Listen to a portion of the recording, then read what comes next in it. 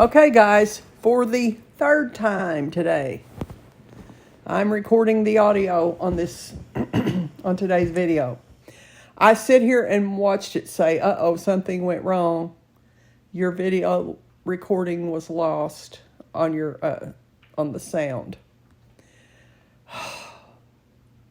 I am determined to get this done so that my camera's laying down. I'm not touching it, but I can see it and see that the recorder is working. Now, for the joyful sound in my voice. Okay. So, today, I decided to show and talk about what all I do every day to get the Doodles prepared for their day. We wake up about 4:30 to 5:30 in the morning, depends on Bougie, because she's usually the one that lays in here, and she'll say, "Pup, pup, pup, pup," like that, because when I call them, I say, "Pup, pup, puppy, pup, pup, puppy," like that. And some reason they come when I say that. But anyway, she'll do that just a little bit to see if I'm up, and I'll come in here and let them out, let them go potty one at a time, and at least they go pee. A lot of times they'll poop too, but then I get that all done, and then I go and get their dishes and put a cup of Hill's Science Diet dog food in each dish. Now, I play it by ear. When Pet Dad is working, I don't feed them just once a day. When he's home, I feed them once a day, or he feeds them once a day, because he constantly is feeding them something that he's eating. And we both eat the keto diet, so it's always meat or something like that he's eating, like pork rinds, or I don't know what you call those. Some people call them hot dogs, but they're just those big fat red Polish sausage type hot dogs. He eats those a lot. Or he'll fry eggs or boil eggs. Things like that. If he gets something, he gets them something. He makes a bratwurst, they get one. He makes a steak, they get one. That's how he does. So that's why I don't always feed them twice a day. But I don't snack a lot, so I feed them twice a day when I'm the one feeding them. When I'm working, which school's about ready to get started back up. I have a business as well, but when I'm working for the school, I get up usually about 4:30 in the morning so that I can get them fed, pottied, and make sure they're done with their exercise. And I leave the house about 6:30 or 7. And then they get, that way I feel like they've had a couple of hours of running and playing outside on the deck if it's raining. They have had their food, they've emptied out their body, and they're ready for a break. So I do that. Now on my job, I can run home quite a bit because I'm 5 minutes from here. Now on my courier business, I'm on call. So I never know when I'm going to have to go. But the older they get, the easier it's getting. Now, they'll be 9 months old, August the 17th. And I feel like we're not far from them not having to be put in the crate at night, because after I've done all that stuff, if I've not worked or if I have worked, I'll come in here. My next deal is I'll come in here and I'll pick up all the toys out of the living room. The den is mainly where I sit with them, where you see me sitting with them all the time. Now, they've got another front room that they go into, and they like to go in there more because they can get by with more, because I'm not sitting right there watching them. And I mean, they will body slam each other and scoot the furniture around, and they just are having a ball like kids. And that's why you need to let them have exercise if you can. I've got a big yard, 1.5 acres, and it's fenced in, chain link. I can see anywhere they are from anywhere. I've got cameras. So that's all good. It's easy to get them exercise. And we've got awesome neighbors that take good care with their dogs, so we don't have to fight with that. And but anyway, so today, We've got awesome neighbors that really make sure their dogs are put up. That said, we have coyote problems sometimes. We have deer that come out and rub on the deck. So we need to make sure the dogs are okay and not hearing all the noise. The least bit dingy. All I have to do is put them in a mesh bag and run them through the, what is that? It's a quick cycle. Toys mostly always look brand new. And I've got Kong toys that, and their toys mostly always look brand new. And I've got Kong toys, which we found a deal on them at Sam's Club, where you could get like 4 of them in a package for $15, and usually those toys are $25 a piece because they're so durable. And anyway, I make sure their toys are washed. I wash their dishes. I stand them up and drain them. And now, when I went to Tractor Supply that day with the collars, I got Paris a new dish because the paint was coming out of the one that she had when I ran it through the dishwasher. So I just got a pure stainless steel one, and it's got a sticker in the bottom that I cannot get out, but it doesn't come out.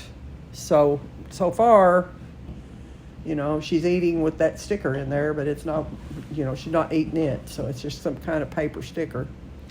And dishwasher hadn't taken it out, and my washing hadn't taken it out. Okay, so they're fed, their dishes are washed. Then if it's Saturday or Sunday, the puppies all get a bath. I find it easier to just give them all a bath on the same day. Now, I got a sinus infection a while back, and it took me quite a while to get over it, and that's what I'm going through right now, but I'm over it. And that was when Bougie's ears got matted because she didn't get brushed real well, and for about a week. She got kind of brushed. Pet Dad tried to do it some, but I just didn't feel like it. So also, I feel like she had that ear infection, and it was her shaking her head made her ears get matted, so the groomer had to shave her ears and get rid of the mat. She had some little mats starting behind her ears, and she said that's common, that Doodles will get that. But it, you know, I've never had that on mine, so it's just because I didn't brush her. So if you guys got Doodles, be sure you take the time. If you brush them every day, it's a whole lot easier than if you don't brush them every day because their hair's already good. You just kind of got to go through it like you would your own. And there's the ear infection medicine Bougie's on. She got to take that 2 times a day, 14 days in her ears. I'm trying not to touch my camera so I don't mess this audio up for the 3rd time. Anyway, so I feed all the Doodles, and then I have to watch Roxy's food because I have to put her food up because the girls will eat her food because she grazes more than anything.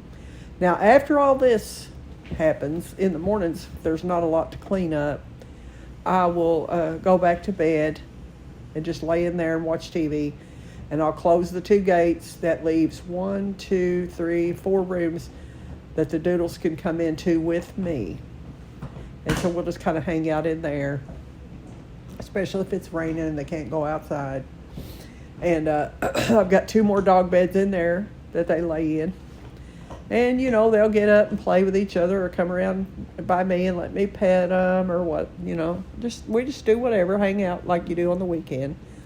And that's on the days when I don't work. And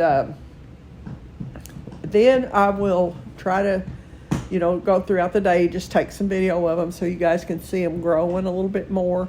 I've already noticed from the first videos that I ever started putting up of them how much they have grown, the huge difference in their sizes. Now, Pet Dad did weigh them the other day, and I think Boo weighed 65 point something pounds. Paris usually runs either a few ounces or a whole pound more than Bougie. Also, their DNA testing estimated that Bougie, as healthy as she is, would live 15 years, and Paris would live 16 years. That was Orivet and Embark, who tested both of their health on DNA, and both their breeds on DNA. And they didn't have, you know, you've heard me say many times they didn't have any kind of health issues except ichthyosis, a gene they carry, and I'm going to breed that out of them with a clear male. And then like yesterday's video, their OFA testing will be coming up, but it'll be a couple more months. There's my fly spray I'm putting away. I'm cleaning up my room still. because we have a fireplace and then this big double door in here, and somehow wasps get in here. I don't know if they come through the fireplace or if they come in the door when we open it, but we've had 3 or 4 wasps to get in here, so we're usually ready with that spray. And so I put that up, got the dog bed on the couch, and then Roxy's pillow sits beside of me. It's just an old dingy looking pillow, but I do wash it. And because I don't want to let her get her toenails in the furniture. This is the only piece of furniture in here they're allowed to get on. Now the front room, they can get on that because that's kind of a casual type furniture and it's more durable, but this is real leather and I don't want dog toenails scratching it or poking through it. We've had it probably 10 years, I guess. And so far so good. I've always had dogs and that's worked for us. So today I had to do an errand for Pet Dad, and there I am getting all the, I think I already told about that, but I'm getting all their covers ready to go in the washing machine. That's Roxy's. It's not even dirty. I just cover up the front of the crates because she doesn't like to have that on her in the summer. And there's where I'm getting the stuff out of the crates. And then I'll mop them next. But anyway, what was I saying? Oh, I had to go do an errand for Pet Dad. And I took Roxy with me. She's so excited to go because she loves to go. Now, I would take Paris and Bougie as well, and I have tried. But unless it's a super short car ride, and I'm talking 15 minutes, 5 minutes to 15 minutes, Bougie will throw up still. Now, Paris and Bougie both take nausea medicine from the vet, and we get to order it from Chewy because it's cheaper. Because I think it's about $40 a month for that nausea medicine. But we have to give them that to take them to the groomer because it's at least an hour from here. And they get sick. They'll drool, like profusely drool. But the last time, Paris didn't. So I'm hoping she's growing out of that car sickness. That's why we don't get to take them much. When we go to town, we take Roxy and take her everywhere we want to go that'll allow a dog in the store. We take her to the nursing home. We took her out west. We took her everywhere. She's never gotten car sick. But Paris and Bougie don't do well driving in the car, and we're trying to gradually get them used to that. And I'd like to say right here that there was a comment today on one of my videos where a lady said she got her Doodle puppy a week ago, and she's thrilled. She said that is the sweetest puppy, the most loving, smart, cuddly, and it's already housebroken. I believe it. When we got Roxy and brought her home, she was the same way. That's what I intend to do when we do get puppies. I'm going to work with those puppies as soon as possible to housebreak them and get them well on their way, if not fully housebroken, for the new owners. Because everybody wins when that situation is worked toward or taken care of completely for people that don't have the patience for it. And I hope anybody that gets one of our puppies is very patient, because I don't want to be responsible for letting a puppy go to a home that doesn't really know for sure if 100% of the family is on board with getting that puppy. I want our puppies to be loved and appreciated and cherished and taught to their fullest potential. Because the more you learn about Goldendoodles, the more I feel like you'll fall in love with them. I watched Brody last night. He I don't know if you guys have ever seen him on Instagram, but he's a really super long-haired Goldendoodle, and his pet dad takes him riding on motorcycles, and I mean, he's really popular, really like a celebrity almost. He wears goggles and hats and everything. And that guy had me, I was crying watching his puppy videos because Brody was playing, I guess these puppies was his brothers from a new litter maybe or something. But he went through all their growth from the day they was born till the day they went home. And getting a message, I don't know what it was. Anyway, he went through all that and showed them growing and how they played and how they were loved. And I'm not kidding you, that Brody was loving on them puppies like he had his little paws around their neck. They wouldn't turn him loose with them. But I'm sure because they didn't want them to catch something or him to accidentally step on one of them. But he was loving on them like a human. If you get a chance, go look that up. It's something about Brody, puppy's birth to go home or something like that day. But Brody's got real long hair, and they pull it up in a tie, like something like people do a Yorkie. Like they tie it up in a man bun, you know. It's really cute. But anyway, that was such a sweet doodle. And that is, to me, a testament of people that take the time. A lot of times people say, this dog's stupid, this dog's hyper, this dog is this or that, you know, and they don't really understand. I've proved it out many times, even with people that have been in my home and seen. If your dog gets to scuffling around too much or gets too what you would call hyper or whatever, if you just let them outside or throw a ball or take them for a walk, that you'll see a huge difference in their behavior in 30 minutes. They're just bored. They got energy to run off, and they don't know why they're acting like that. Kids are like that. I raised 2 boys, and my youngest one would get like that. If he couldn't get something to do, he was always wanting to work out and always wanting to. I mean, when he was 2 years old, he'd be up against a tree trying to do stretches and, you know, doing all this working out stuff.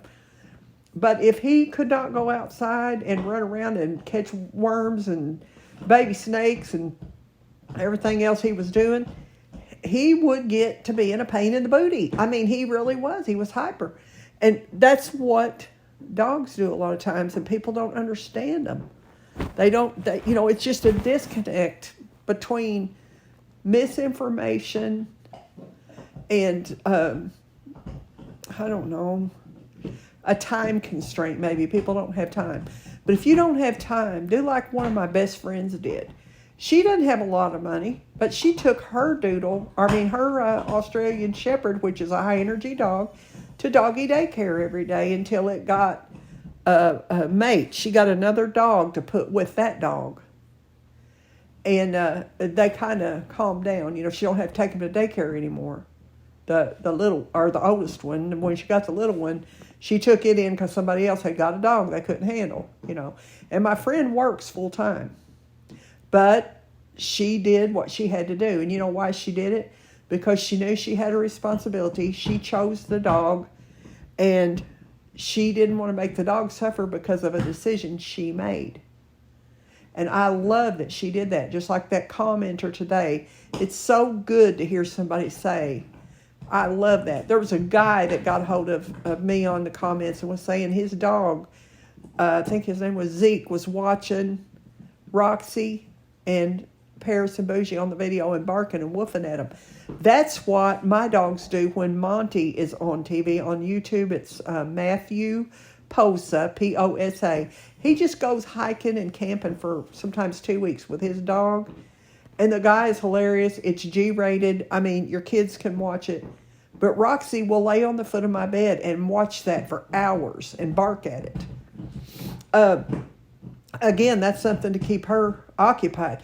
But I can't ever say Roxy's ever been a handful whatsoever because she's socialized, she's exercised. If you work, please think long and hard about whether you've got time for a dog. Make sure your kids are on board with getting a dog long term. I'll probably do a lot more of a video going by what my experience is, not what someone else's is. One of these days I'll say, because I've had dogs my whole life, and I've tried different things with different dogs. Some things worked, some things didn't. I never had a lot of luck with Chihuahuas when I was really young, maybe 22. And the reason why is they always wanted to bite anybody that was coming to visit or something. They just are more, they like one person in the house, and that's it. It wasn't the dog's fault. And I never got rid of any of my dogs. Because once you get a dog in my house or a pet, you're here. The good, the bad, and the ugly. We're not going to let you go anywhere. I was raised in such a way that I don't want anybody or any animal to feel that way, like they're not wanted or they're not welcome because of maybe a character flaw that they supposedly have. So that's why I'm that way. I'm not saying you can't rehome a dog, but just, don't get one until you know that you got the room for it. You've got the time for it to properly take care of it. You've got the finances to take care of it. At least enough if it's sick to take it to the doctor, and if it needs its health care once a year, do that. I'm not saying you got to be rich, but just don't get a dog and say, this dog's got to go. I don't know how many times at Christmas, and I could get pretty mad about this, I've heard of people saying they're getting a dog, or I don't even know the people, and because I drive a bus, and I'll drive around, and I'll see within a week after Christmas all these little bitty puppies at the door screaming, crying, tied up on a 20-foot leash out in the front yard of a house, wanting to come in, freezing to death and everything because people are over it. Oh, it was a cute gift, but now we don't want it. Don't do that, and don't let other people do that. Just think about it before you get one. Now, I know if you got to buy a doodle, they're pricey, and that's one reason I'm for that, because it is expensive to breed them. It is expensive to raise them for breeding if you do it right. But also, people that buy a doodle, they want it bad if they pay for it. I can't explain the sick feeling that I get in the pit of my stomach when I know that something somebody's doing is really not right, or when I know that they really don't need a dog and they're going to get one. But if it's an expensive one, that's not likely to happen. But I'm loving these comments I'm getting about the doodles. People that are getting theirs, or theirs are going to be coming in a week, and how much they paid because they had to pay for a flight, to fly the dog out. I'd say it's going to depend on the time of the year. But my husband and I both are on board with if someone gets one of our doodles that's a long distance away, we may meet the people halfway, or I'll just fly by myself with it so I can hold it within the under the seat in front of me. You can do that if you just got one dog and it's in a crate. And this way it doesn't have to be in the back. And I know if you got to do that way, listen, I don't want to know about it if it happens, but I get it. I get, people got to do what they got to do.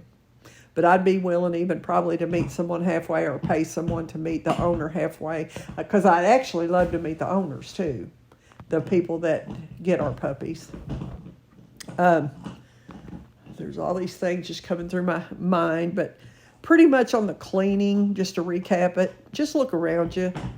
And just because it's a dog don't mean it has to eat out of a dirty dish. And just because it's a dog doesn't mean its crate don't need to be mopped out and cleaned out. Make it be a clean, make it the animal appreciate cleanliness, appreciate brushed hair, a clean body. And I tell you, I believe you'll have a happier animal. I have had some high maintenance animals, and there's almost not any more high maintenance than my bulldogs were, because they had super bad allergies. We drove to the Amish community an hour and a half away that sold ground meat and packaged it just like it is you buy it in the store from their beef cattle that they had. We actually bought 150 pounds, I think, of that a month. Because it had organ meat and everything mixed in it, so we could put our dogs on raw, because the bulldogs shedded so bad. I went through, I don't know how many Roombas. I burned them up because they would run twice a day at least. It's the only way I could keep all the dog hair up. But listen, when I get a dog, I want the dog. I don't care what happens. You can't throw a bulldog outside, an English bulldog, because they cannot keep themselves cool or warm because they don't have any bones in their face. You can't do that with them. And I knew that. And I knew no matter what happened, yeast infections in their little wrinkles or whatever, I was going to have to deal with it. And I did. Me and Pet Dad did what we had to do. And I loved them, though. They was family. When you get family, that family won't be perfect, maybe. I've got a son that's on dialysis. And he's had kidney problems practically his whole life. And you know what? I look at my pets the same way. They're family. And I'm going to do what I got to do for them. But anyway, that's the end of that rant.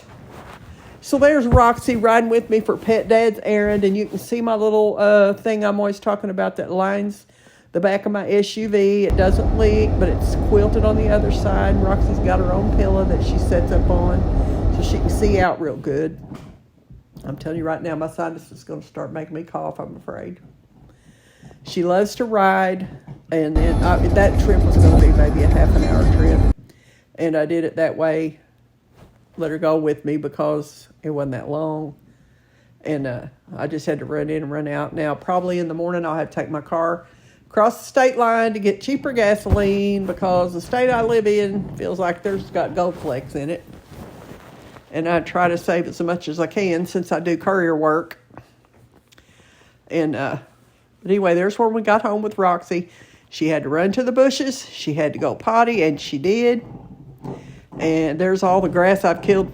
Getting too happy with the grass killer. I killed all the grass in the driveway and resprayed the fence rows. And I got a little bit too much sprayed around some of the porches until it's turned to mud. But I'd rather have that than have to weed eat. And anyway, there's Roxy trying to find some kind of grass to eat because she's looking for ivermectin on the grass. I'll do some kind of video about that someday too. So anyway, this is the end of the cleaning and the end of the talking about my experiences with dogs. And I hope you got something out of it. And I appreciate so much you watching, sharing, subscribing, clicking like. I'm getting so many comments. I tell you, I feel like I've got brand new friends. And if you don't hear anything else I say, just listen. Thank you so much for watching my dogs on their videos. Thank you for sharing information about yours. Thank you for loving dogs and doodles. And just thank you. You guys are special to me. And just keep on sharing. Keep on sending people by. And I hope I can teach you something. And I hope you can teach me something. That's what we're here for. You be blessed. Bye, guys.